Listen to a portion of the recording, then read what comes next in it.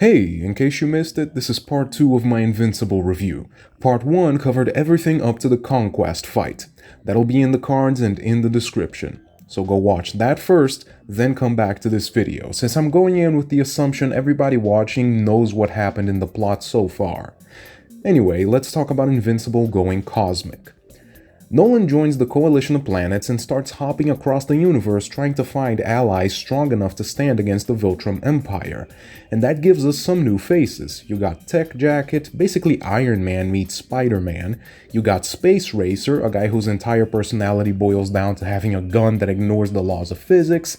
And then there's Battle Beast, who showed up before but now becomes a more relevant character. His backstory is that he fought off an alien invasion on his home planet, got a taste for it, and then said, okay, guess I'm fighting until I die then.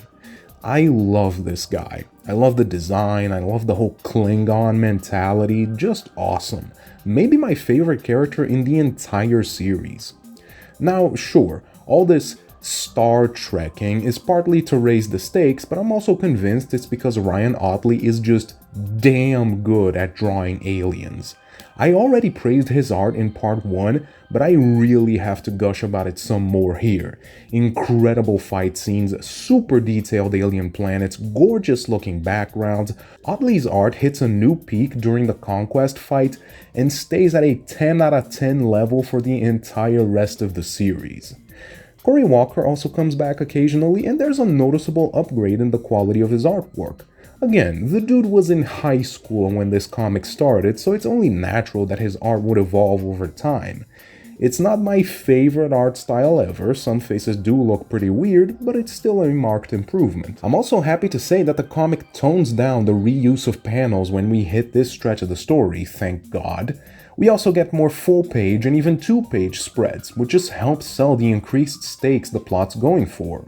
Meanwhile, back on Earth, Mark's in a very different headspace. He's rebuilding the planet after the Conquest fight and starting to question his no-kill rule. You can almost hear him thinking, screw Batman, Punisher's my guy now, and whether you agree with that or not, he goes too far. During an alien invasion, he kills the human host of these parasites without even realizing the guy was completely innocent. It's messy, it's reckless, and it gets bad enough that Cecil, you know, the deep state war crimes guy, has to tell him to take a chill pill. And here we hit a problem I have with the writing. Invincible is a very reactive character for a lot of the series. Killing Conquest wasn't a calculated move, he did it in the heat of battle. Previously, he was all in on the whole no-killing rhetoric, but now it feels like he did a total 180, and the comic doesn't do enough to justify it. Later, Mark ends up in a sort of reasonable middle ground position where he will kill, but only if it's necessary, and it would have made more sense for him to skip straight to that instead of cosplaying Frank Castle for a couple of issues. Anyway, Nolan returns to Earth for the first time in years and has an awkward reunion with his wife, Debbie. And by awkward, I mean she absolutely unloads on him. As she should, right? I mean, this man lied to her for their entire marriage, he killed several innocent people, he nearly murdered their son. There is no universe where she just shrugs that off. Yeah, they get back together, and look, I understand redemption arcs, Nolan's trying, he's clearly a changed man and regrets what he did, but part of me feels like losing Debbie permanently would have hit harder. It would have made the consequences feel real instead of negotiable. Around this time, we also get a deeper dive into Viltrumite history. Turns out, building your society on might makes right and purging the weak doesn't do wonders for long-term population growth. Besides that, there was also the Scourge virus, a bioweapon engineered by a rogue Viltrumite named Thetis who looked around and basically asked, "Are we the baddies?" So now there are fewer than 50 pure-blooded Viltrumites left, which brings us to one of the smarter bits of writing in this arc. The Empire wasn't just looking for military allies, they were looking for genetic compatibility. The Viltrumites need to repopulate ASAP, and as it turns out, humans are the most compatible species they have ever found. And this is where I have to glaze the comic for a bit. Aliens who look like humans is such a common sci-fi trope that most audiences won't even blink at seeing it. Usually it's down to either lazy design or budget limitations, but here, it's plot relevant, it's intentional. The Viltrum Empire specifically sought out species that were genetically similar to them for the sake of reproduction, and that's why Earth matters so much to them. That's just good writing, well done. Now, for something called the Viltrumite War, it's kind of funny how little war we actually see in Invincible itself. One issue it kicks off, 3 issues later it's been months. I'm sure the tie-ins give more context, but still, in the main book itself, it feels like you're hearing about the war more than seeing it. We get a rematch between Mark and Conquest. Turns out, Cecil had kept him alive the last time and he escaped, because I guess even Cecil can't be right about everything. I don't fully get the point of this rematch, but my best guess is it's to show Mark's first win wasn't a fluke, he's legit growing stronger. In any case, he wins for good this time, but gets knocked out of commission for several weeks. Things come to a head when the rebel Viltrumites lead a frontal assault on the Empire, complete with our heroes literally flying through Viltrum's core and destroying the planet completely. It's some straight up Dragon Ball Z stuff, and I love it. You know who doesn't love it? Grand Regent Thrag, the current head of the Viltrum Empire and part-time Freddie Mercury impersonator. I'm gonna spoil this right now, but Thrag ends up being the big bad of the series, Death on 2 legs, and he's none too pleased about having his planet blown up, so he straight up kills Thetis and gives the father-son duo one hell of a beatdown. He doesn't kill them though, and it's implied he has a special reason for doing so. When Mark wakes up, we get some new developments. The good news is Alan's now the new leader of the coalition. The less good news is the Viltrumites have all gone to Earth. Thrag has a back chat with our heroes. The fact is the Empire is almost extinct. If they went to war, they would probably lose, but they would definitely destroy Earth, and so everybody agrees to a truce. And here we have something I like about Thrag. Despite being Mr. Bad Guy, he's actually a well-established character with clearly defined goals. A lot of stories either make their villains boring old fuddy-duddies who only exist so the lead has somebody to fight, or they try too hard to make them relatable and end up sweeping all the bad stuff they did under the rug. Thrag doesn't fall into either camp. He's super conceited, thinking he was made in heaven or something, doesn't feel any remorse over what he did, but understands that his top priority at this point should be the survival of his species, so he's willing to set aside all the killing and conquering. For a while afterwards, the comic just has Invincible checking up on everybody. Eve's chunkier now, and Mark can't stop salivating, the pervy bastard. We also find out she was pregnant when he left, but terminated the pregnancy because she didn't feel ready to raise a child alone. This is an example of the comic trying to cover touchier subjects, and I'd say that whether you agree with Eve's decision or not, the whole thing was handled tastefully. This time.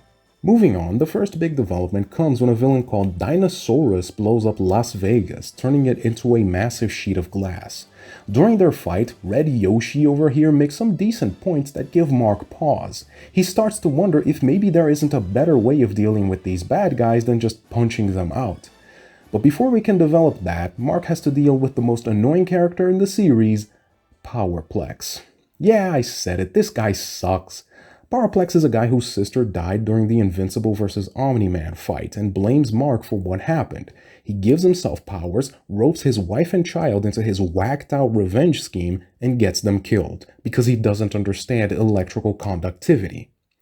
He's supposed to represent the civilian perspective, the collateral damage, the human cost of these larger-than-life battles. Great premise for a character.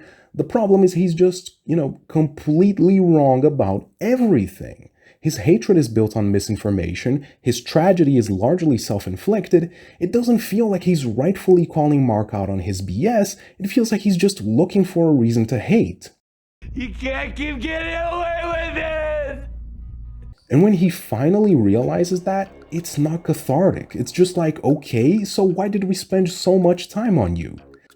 Moving on, Mark starts to reflect on the whole superhero thing and decides that Cecil had a point all this time. Shame it took him several months to reach that conclusion, but oh well. He helps this fan service alien girl get the energy she needs to help the people on her planet, and also decides to break Dinosaurus out of prison. He thinks he can steer Dino Man in the right direction, helping people without committing actual terrorism. This is an interesting choice for Mark, and it tells us something about his character, namely that he's getting tired of fighting the same old bad guys over and over again.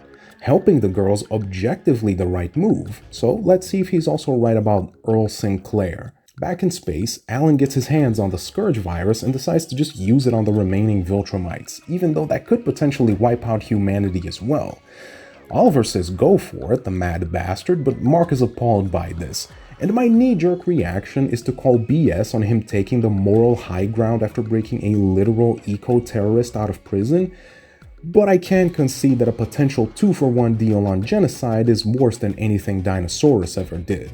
Anyway, everybody fights and Invincible gets infected with the virus, with none other than Thrag volunteering to cure him from his sheer heart attack. He takes the opportunity to examine Mark's DNA and confirms something he already suspected. We spent some time with Robot and Monster Girl, aka Rex and Amanda. They got trapped in another dimension, lived there for centuries, but only aged a few months. They got married, overthrew an alien regime, Rex became kind of a dictator, they broke up, got back together, fought another war, and finally returned to Earth after making peace on the alternate world.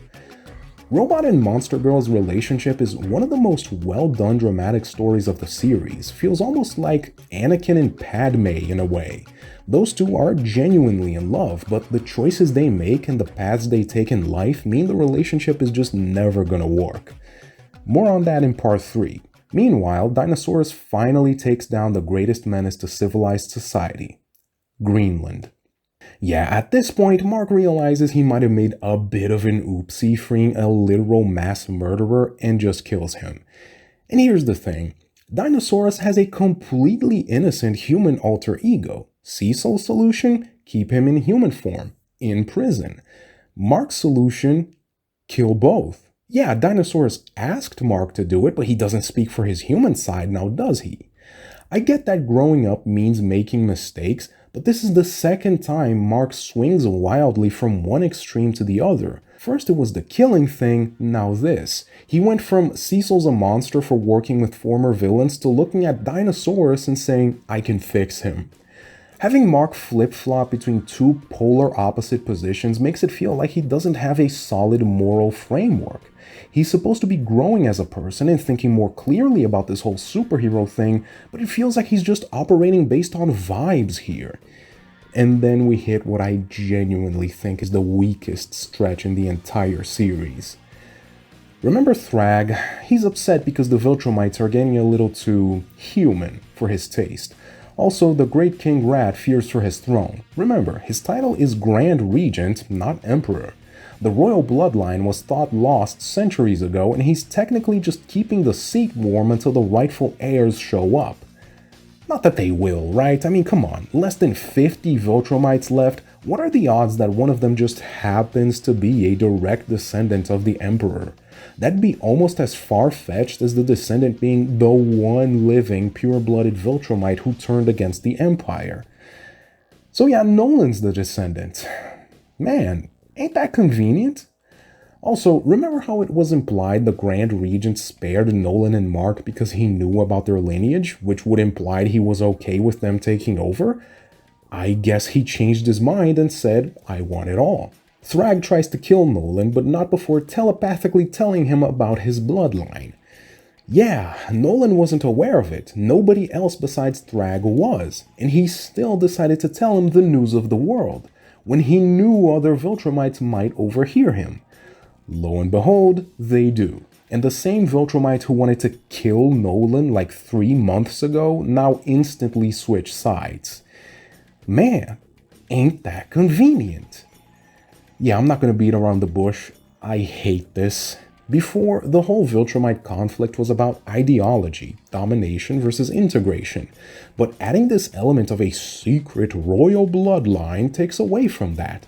It would have been way more impactful if Nolan managed to become the new leader by simply talking sense into the other guys. But now, it feels like he mostly got the job because of dumb luck. And speaking of dumb, So Nolan's the new Emperor and Thrag is officially in the death cell. This is an incredibly powerful, incredibly dangerous Viltrumite who despises Nolan and his entire bloodline. What does the new Emperor do? Lets him go. Not executed, not imprisoned, not even monitored, exiled. He does a whole Jean-Luc Picard speech about how the Viltrumites need to be better, and I can appreciate not wanting to ritualistically beat the guy to death, but you don't even think it's worth it to keep him in prison? Reading it for the first time, I was convinced that Nolan had some secret plan, that letting Thrag go was some 4D chess move I just wasn't seeing. But nope, he sets the obvious villain free because the comic needs a final boss. That's it. Meanwhile, guess who's back? Back again. That's right, it's our favorite broccoli head, Angstrom Levy. He thought Mark died to Dinosaurus earlier and was just living his best life as a normal-ass guy. When he finds out Invincible's still alive, he gets back on his villain BS. He traps Mark in an alternate universe and starts threatening a now-pregnant Eve. Mark ends up trapped in the same place his duplicates got sent to at the end of the invasion and meets up with Mohawk Invincible, who had some experiences I don't feel comfortable showing, let alone describing. Thing is, Eve actually manages to talk some sense into Levy, pointing out that obsessing over revenge literally screwed up his life more than anything Mark ever did. Levy seems to realize she has a point and brings the two Invincibles back, with Mohawk taking the guy to his home dimension. Eve tells Prime Invincible that she managed to talk sense into Levy and asks him to let it go, but he just can't. Robot manages to build a device that allows for multiversal travel, and Mark decides to go, despite Eve's protests. Another bad move. When the two reach the Mohawk-verse, Mohawk Invincible reveals Levy is no longer a threat, now being regularly tortured for his enjoyment and to help conquer other universes. Yeah, at this point, Robot activates his secret weapon, a painful signal that debilitates Viltrumites. He kills everybody in the room except Mark and explains his evil plan. Simply put, Rex wants to fix Earth the same way he fixed the alien dimension he got stranded in. He thought to turn Prime Invincible to his side, but after seeing what an evil edgelord Mohawk was, he decided it just wasn't worth it. Do note that Robot intentionally keeps Prime alive because he doesn't want to kill him, even though that would probably be the most logical choice.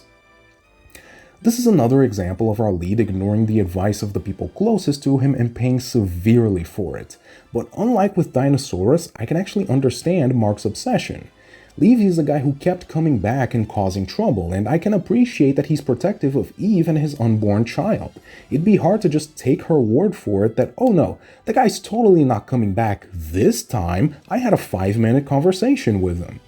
It's a mistake, yes, but it's an understandable one. Because of his obsessiveness, now Mark's stranded in an evil alternate universe, his pregnant wife is now alone, and one of the most intelligent people he's ever met is en route to his home universe to try and conquer it. And this is where we end part 2 of the video. Invincible tried to go cosmic, it raised the stakes, it expanded the universe, but along the way the story started showing some serious growing pains. The Viltrumite politics feel rushed, characters start making some questionable decisions just to move the plot forward, and Mark is in desperate need of some real character development. So yeah, Invincible ain't a perfect comic, but a lot of stories can still be fondly remembered if they go out with a bang. A great ending makes people forget a lot of bad stuff, but ironically, it's usually the hardest part to write.